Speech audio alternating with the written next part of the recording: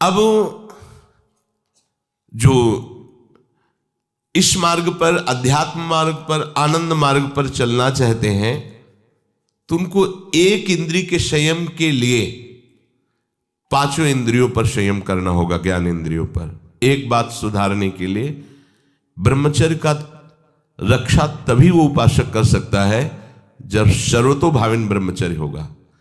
एक जनेन्द्रीय के ही ब्रह्मचर्य की पुष्टता का जब आप लक्ष्य कर लोगे तो उसकी पुष्टता के लिए आपको सर्वतोभावेन ब्रह्मचर्य धारण करना पड़ेगा। सर्वतोभावेन नेत्र का ब्रह्मचर्य, जो नेत्र किसी को भी देखकर भोग कामना कर लेते हैं, भोग बुद्धि से देखते हैं वस्तु को, व्यक्ति को, किसी को भी, ये नेत्र से बेविचार हो रहा है। इसीलिए सावधान रहना चाहिए। जैसे नाटक, सिनेमा आदि हैं, वहां तो जान रहे हो चित्र हैं, पर उनमें जो अभिनय करने वाले जन हैं वो तो संसारी जन ही है ना। उनका पहनावा, ओढ़ावा, हाव भाव, अंग प्रत्यंग, अगर आप भगवत भाव से युक्त है तो संपूर्ण सृष्टि में कहीं भी दृष्टि जाए अपने प्रभु की भावना होती है। पर वहां तक पहुंचने के लिए आपको ये त्यागना होगा ना। आप किसी का अनुकरण न करें, आप अपनी स्थिति को देखें। अगर आप किसी का अनुकरण करते हैं कि हमने उनको देखा है वो टीवी देख रहे हैं, तो टीवी में क्या देख रहे हैं, कहाँ स्थिति है, हमें क्या पता। हमको जहां पहुंचना है उसके लिए हमारे लिए बाधक है, हमें नहीं देखना है। अगर आप माना कि कोई नाटक ही देख रहे हैं, कोई ऐसे सीरियल ही देख रहे हैं, पर उसमें अभिनय करने वाले तो संसारी भोगी पुरुष ही है ना। आप कोई त्यागी जितेंद्रीय महात्मा को थोड़ी देख रहे हैं। तो उस देखने में तन्मयता आती है, जिसको हम देखते हैं उस पर हम आसक्त होते हैं, तभी तो उसका सुख दुख अनुभव होता है। देखो कोई ऐसी रोने वाली सीन आए तो रोना आ जाएगा, हंसने वाली आ जाए तो हंसना आ जाएगा, ऐसे तो उसका प्रभाव हम पर पड़ रहा है ना। तो हम किसी के अभिनय करने वाले के अंग प्रत्यंग को देख रहे हैं और वो कामुक होकर कोई काम चेष्टा कर रहा है या कोई ऐसा, वो सारा का सारा मन कवर कर रहा है आपका।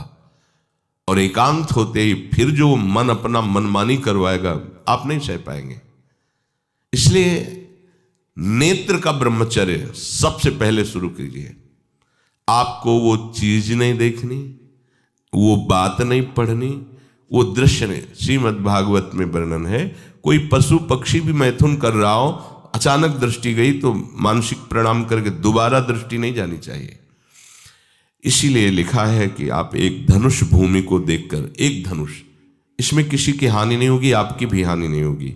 आप एक धनुष भूमि देख करके ही चलिए। मतलब बहुत लंबी दूरी देखने की जरूरत नहीं है, बहुत दृष्टि उठा करके इधर उधर गर्दन हिलाने की जरूरत नहीं है।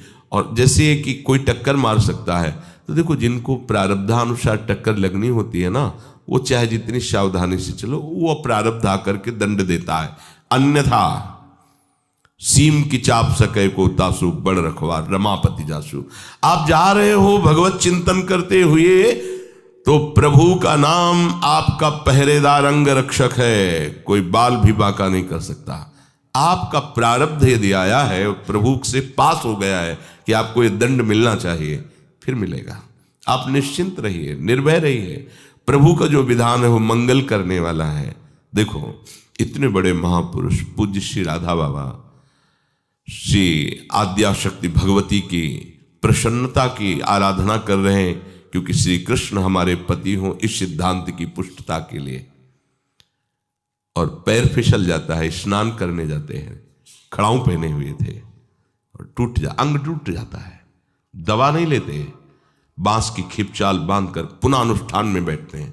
बलिहारी ऐसी सामर्थ्य की, ये भागवतिक प्रारब्ध ऐसे महापुरुषों को भी दंड दे देता है। देखो ना, ऐसे महापुरुष जो ऐसी ऊंचाई पर पहुंचे हैं और इतने भागवत भजन में नियम निष्ठ हैं, उनको भी प्रारब्ध दंड दे रहा है शरीर को। तो अपने को इससे निश्चिंत हो जाना है। जो होना है उसे रोक नहीं सकते, जो नहीं होना उसे कोई कर नहीं सकता।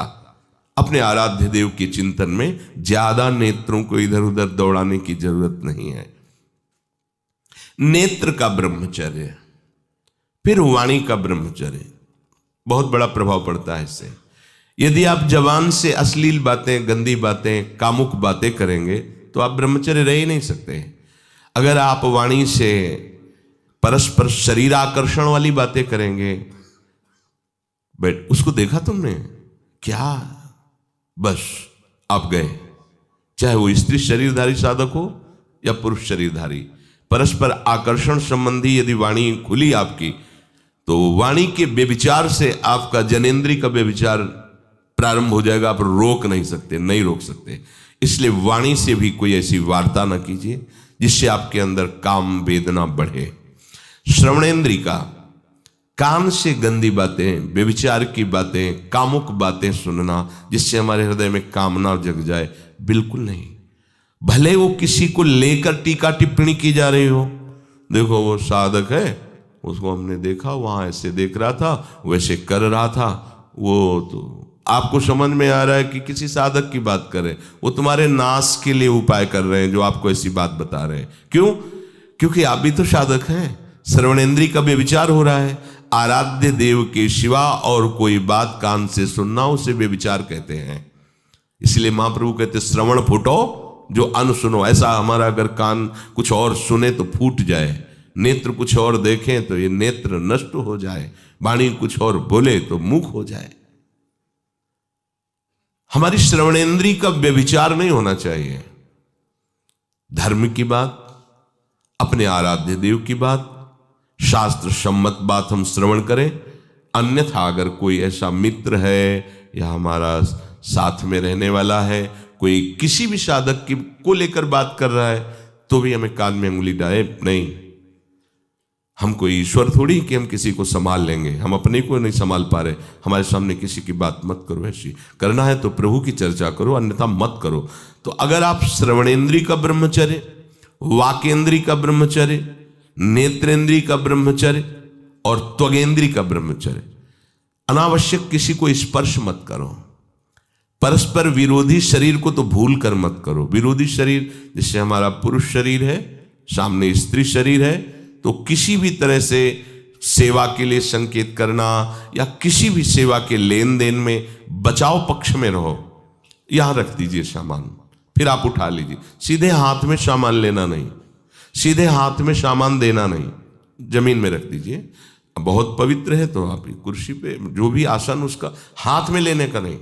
परस्पर विरोधी भाव वाले शरीरों का स्पर्श बिल्कुल निषेध है, किसी भी कारण से न किया जाए। मान लीजिएगा ये बहुत मतलब आवश्यक है, यदि आप इसमें चूक कर गए तो धीरे धीरे आप फिसल के वहीं खड़े हो जाएंगे जहां से चढ़ना मुश्किल है। किसी भी साधिका को, किसी भी साधक को परस्पर लेन देन हाथ में नहीं करना चाहिए। मानो हमारी बात, आपको माला देनी, चौकी पे विराजमान करो, हम उठा लेंगे। हमें कोई सामग्री, ये सामान रखिए, आप उठा लीजिएगा। कभी भी कोई भी परस्पर मुस्कुराहट, बातचीत, ऐसे कोई इशारे यदि दिखाई दे तो आप बचो और उसको बचाओ। साधक है, साधिका है, उससे गलती हो सकती है, आपसे भी गलती हो सकती है। आप सत्संग सुनते हैं, आपको लगा कि इसकी मुस्कुराहट, इसकी कुछ चेष्टा ऐसी दिखाई दे रही है जो हमारे अंदर कामुकता पैदा कर सकती है, उसको भी बचाओ और स्वयं बचो, तो भगवान आप पर प्रसन्न हो जाएंगे। वो देख रहे हैं अंदर की बात। साधक को बहुत सावधान रहने की आवश्यकता। ये इसको खिलवाड़ मत समझो, इसीलिए कह रहे हैं ये अध्यात्म है, ये परमार्थ है। आपको लगेगा नहीं कि क्या हुआ, मैं कहां भ्रष्ट हुआ, ऐसी जगह खड़े हो जाओगे कि जान भी नहीं पाओगे कि मैं कहां चढ़ रहा था, दोबारा उत्साह भी नहीं आ पाएगा। बात अच्छे से समझ लीजिए। तो हमारी त्वगेंद्री का व्यभिचार ना होने पावे। सहसा किसी का इस पर, किसी की भी अगर सेवा करने का सौभाग्य मिले, फिर उसमें ये प्रश्न नहीं उठता। अगर कोई गिरा पड़ा है, भला ऐसी स्थिति में कि मुझे अत्यंत आवश्यक है उसे उठाना, अगर नहीं उठाते तो वो कष्ट पा रहा, अचानक कोई गिर जाए, फिर हम ये नहीं देखेंगे, फिर ये हम सूत्र नहीं स्वीकार करेंगे कि अब हम तो ब्रह्मचारी हैं, अब हम खड़े खड़े देख नहीं। उसको अत्यंत आवश्यकता है हमारी। अब उस समय हम भूल गए अपने आप को और उसको उठा करके अगर हमें अस्पताल ले जाना, अस्पताल ले जाएंगे, जरूरत है हम उसकी सेवा करेंगे। सावधान। वो भगवत भाव से की हुई सेवा तुम्हारे अंदर आध्यात्मिक शक्ति पैदा करेगी, काम भावना नहीं पैदा करेगी। हमारी माँ बीमार हो और हमें उसे पता चला कि शौच कर दिया है, हमें शौचाना पड़े, हमें उसका मल धोना पड़े, तो क्या हमें काम जागृत हो जाएगा? क्या मेरी माँ है, हमारी बुद्धि कभी ऐसी नहीं होगी आपका पिता है और आप लड़की हो, कोई दूसरा रह नहीं गया और वो बीमार है, आपको ऐसी क्या काम जागृत हो जाएगा क्या? अगर ऐसी सेवा में काम जागृत होता तो कोई नर्स ही अस्पताल में नहीं होती।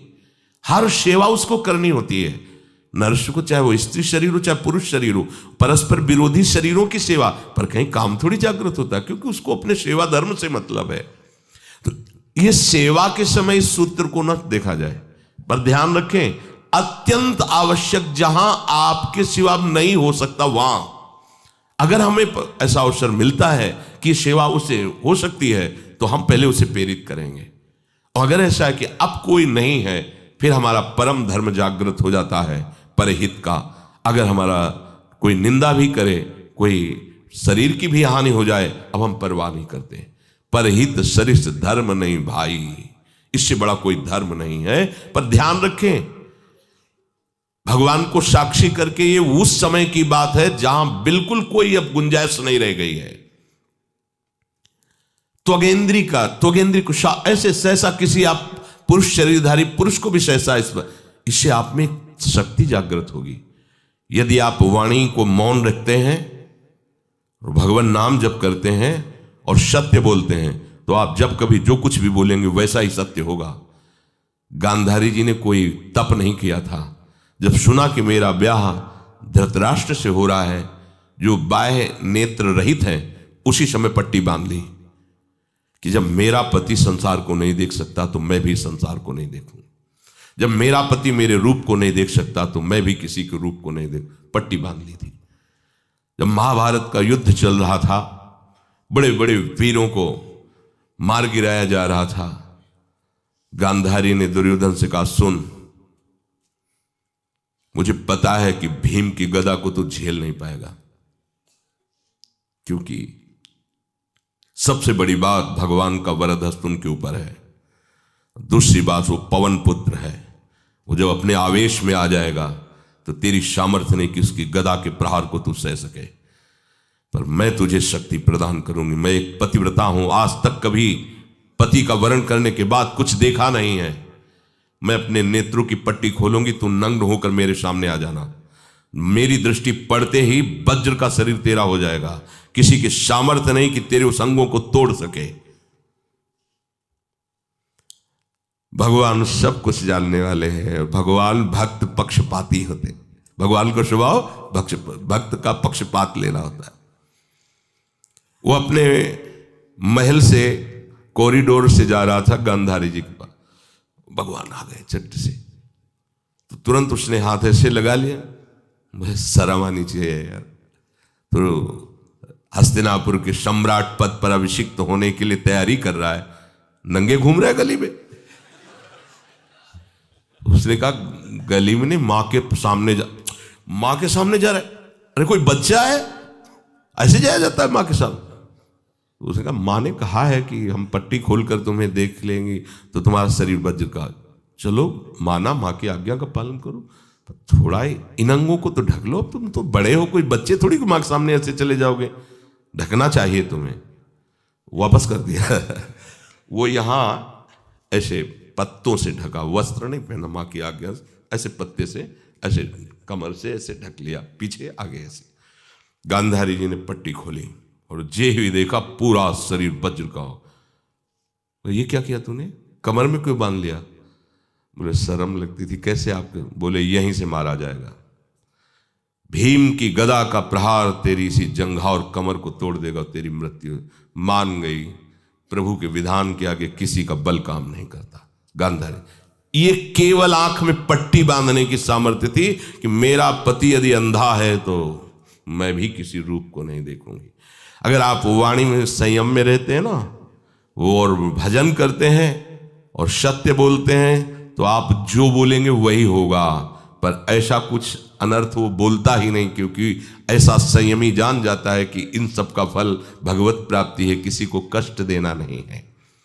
एक एक इंद्री का जब आप ब्रह्मचर्य संयम करोगे तब आपका वीर संयम होगा। ध्यान रखना, आप नेत्रेंद्री से गंदे चित्र देखें, श्रवणेंद्री से गंदी बातें सुने, वाणी से गंदी बातें बोलें, रसेंद्री से गंदा भोजन करें और सोचे ब्रह्मचर्य रह जाएंगे, तो बिल्कुल नहीं, कदापि नहीं, ब्रह्मचर्य कोई खिलवाड़ नहीं है। जो ये तो हुआ इंद्रियों का, फिर आता है अंतःकरण का ब्रह्मचर्य। हमारा मन काम की तरफ तभी जाता है जब उसको निज सुख नहीं मिलता। ध्यान रखना, सृष्टि में जितने भी दुर्गुण दुराचार होते हैं उनमें दो प्रधान होते हैं, एक काम भोग और एक धन, और सब छोटी मोटी बातें हैं। प्रायः जितने भी हिंसा होगी, जितनी भी भयानक घटनाएं होंगी, भयानक युद्ध होगा, उन दो में अंतर्गत ही होगा, दो के अंतर्गत ही होगा। या उसका कहीं ना कहीं काम से संबंध, स्त्री संबंध से या धन संबंध से है। चाहे जो भी घटना हो उसको देख लेना, प्रधानता दो में ही होगा, कंचन और कामिनी। कीर्ति में कीर्तिवान तो कोई कोई बिरले ही होते हैं, तो वो तो बहुत आगे की बातें हैं। पर प्रायः जितने भी युद्ध हैं, जितनी भी हिंसा है, जितना भी भयानक कुकृत्य है, इन दो में ही होता है। उपासक को ये बात समझनी चाहिए, मन को समझाना चाहिए, सच्ची मानी। मतलब वाणी में शब्द नहीं होता इन बातों को बताने का, यदि कहीं मन को समझाना चाहिए। देखो, अपने लोग उपासक हैं, हम जहां जहां आसक्त हो रहे हैं उसमें हमारे मन का केवल भ्रम है। शरीर के द्वारों में कहीं सुख है, घृणित द्वारों में कहीं सुख है।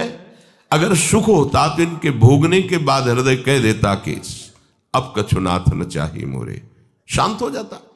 फिर ऐसा क्यों होता है कि उसको एक जगह तृप्ति नहीं होती, क्योंकि वहां सुख है नहीं।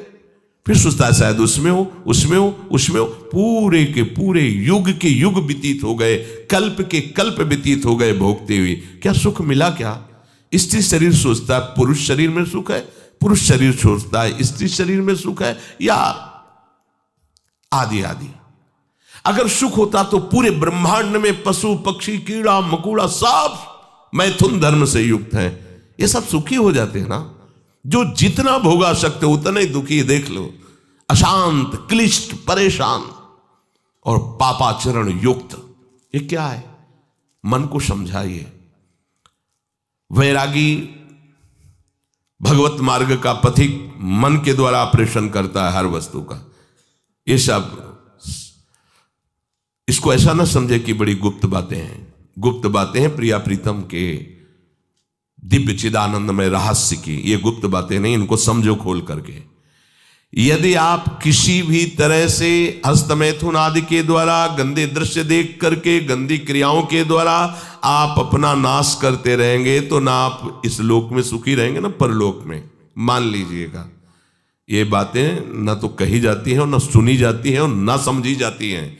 इसीलिए हमारा बहुत ही आगे की पीढ़ी जो सनातन धर्मावलंबी, जो भागवत, हर देश से महान भारत देश को क्यों कहा गया? ऐसा भी है कि अन्य देश स्वीकार किया जाता है कि वो हमसे धनी है, स्वीकार किया जाता है कि वैज्ञानिक तत्वों में भी वो हमसे आगे हैं, पर भारत को महान धर्मशाली देश कहा गया है। कोई भी किसी भी देश का धर्म गुरु हो, हमारे देश में आएगा और हमारी ऋषियों के सूत्रों से ही अपने धर्म को पुष्ट करेगा। सांप का मूल जड़ भारत धर्म का है। कहीं भी हो, कहीं भी देख लो, चाहे जिस देश का नाम लो, कहीं ना कहीं किसी भारत के ब्रह्म ऋषि की छाप लेकर के डोल रहा है। भारत भोग प्रधान देश नहीं है, भारत धर्म प्रधान देश है। यहां धर्म गुरुओं के द्वारा धर्म स्थापना करके चलाया जाता है। यहां आज जो हम समझ रहे हैं कि बाहरी परिपाटी हमारे भारत में आ जाए तो भारत आधुनिक और सर्वश्रेष्ठ देश माना जाएगा, कभी नहीं। भारत अपनी परिपाटी से चलता है, तब सब देशों के ऊपर राज्य करता है। किसी भी देश में न पतिव्रता मिलेगी न यति मिलेगा, ब्रह्मचर्य का कहीं नामो निशान नहीं मिलेगा। ये भारत देश में ही मिलेगा। यहां ब्रह्मचारी मिलेंगे, यहां सती मिलेंगे, यहां प्राणपन से धर्म का पालन करने वाले मिलेंगे। अब हमारे जो नई पीढ़ी है वो आधुनिकता को स्वीकार कर रही। गर्लफ्रेंड, बॉयफ्रेंड, कौन सा रिलेशन है, लिव इन रिलेशन, ये हमारे कहीं किसी भी धर्म ग्रंथ में लिखा हो तो आप बता दीजिए। बाल्यावस्था से आज तक जितने भी धर्म ग्रंथों का स्वाध्याय हुआ, कहीं भी लिखा हो तो ये बोलो सर्वनाश का स्वरूप है कि नहीं है। अभी बच्चा ना तो लोक को जानता है, ना परलोक को जानता है, ना हित को जानता है, ना अहित को जानता है। अभी उसका ब्रह्मचर्य किसी काम लायक नहीं हुआ और वो उतर गया व्यभिचार में। क्या होगा उसका जीवन, क्या होगा जीवन, चाहे वो स्त्री स्वरूप में चाहे पुरुष स्वरूप में हो। क्या बिना संयम के ये पशुता के व्यवहार से किसी की ना लौकिक उन्नति होती है ना परमार्थिक उन्नति होती है। पर कौन सुनेगा। यही कहा जाएगा पुराने जमाने के शास्त्रों को केवल वर्णन कर रहे हैं, ये क्या जाने आधुनिक जमाने को। तो आधुनिक जमाने की दशा क्या, और यहाँ खोल करके देखो। कोई बात नहीं, दोस्त बनाना कोई बुरी बात नहीं, इस बात को हम मानते हैं। स्त्री शरीरधारी पुरुष शरीर को मित्र बना सकता है, कोई दोष नहीं। पुरुष शरीरधारी स्त्री को मित्र बना सकता है, कोई दोष नहीं। लेकिन मित्र का क्या कर्तव्य होता है। कुपंथ निवार सुपंथ चलावा, कुमार्ग से हटा करके सुपंथ में चलाना, उसकी समस्याओं को दूर करके उसको आनंद में से युक्त करना, उसको सहयोग करना, ना कि शोषण करना। दोस्ती कहते हैं उसके दुखों को मिटा करके उसको शांति और सुख के मार्ग में ले जाना। इसीलिए ये जो आधुनिकता बढ़ रही है, ये जो खान पान गलत हो रहा है, ये जो दर्शन गलत हो रहा है, तो इस जमाने में ब्रह्मचर्य ये केवल शब्द ही लिखा मिलेगा, जीवन में नहीं मिलेगा। नए नए बच्चे व्यसन कर रहे हैं, नशा कर रहे हैं, गंदे आचरण कर रहे हैं। क्या होगा, कैसे आगे कोई समझेगा शास्त्र क्या है, धर्म क्या है, बल क्या है। आज नवयुवक 16 से 28 के बीच में कोई ऐसा नहीं दिखाई देता है जिसमें आध्यात्मिक थोड़ा भी बल हो, काम क्रोध आदि सहने की सामर्थ्य हो। अपने बूढ़े माता पिता को थप्पड़ मार रहे हैं, बूढ़े माता पिता को गाली दे रहे हैं, बूढ़े माता पिता जिन्होंने खवा पिला के इतना बड़ा, उन्हें अनाथालय भिजवाया जा रहा है, उनको छोड़ दिया जा रहा है। आप विदेश घूम रहे हैं, उनके खाने की व्यवस्था घर में नहीं। क्या है ये आज आधुनिक विद्या का ये प्रभाव है। विद्या विनयम ददाति, जो अपने वयोवृद्धों की सेवा नहीं कर सकता वो क्या विद्या पढ़ा। जो दूसरों की रक्षा नहीं कर सकता क्या विद्या पढ़ा। क्या विद्या का यही स्वरूप है दूसरे का शोषण करना। क्या विद्या का यही स्वरूप है कि शराब पीना, ड्रग्स का ये नशा करना, ये क्या विद्या सिखाती है। वो कहा जाता है आज तो आधुनिक विद्या बढ़ रही, मुझे लगता है संयम में रहना ही विद्या का वास्तविक स्वरूप है। अपने इंद्रियों को संयम में रखना, अपने को संयम में रखना, बुजुर्गों का, गुरुजनों का, शास्त्र का, भगवान का भय रखना हृदय में। ऐसा नहीं, आप तभी निर्भय हो पाओगे यदि शास्त्र का भय नहीं, भगवान का भय नहीं, धर्म का भय नहीं, तो फिर आप वहां पहुंच जाओगे जहां भय ही भय।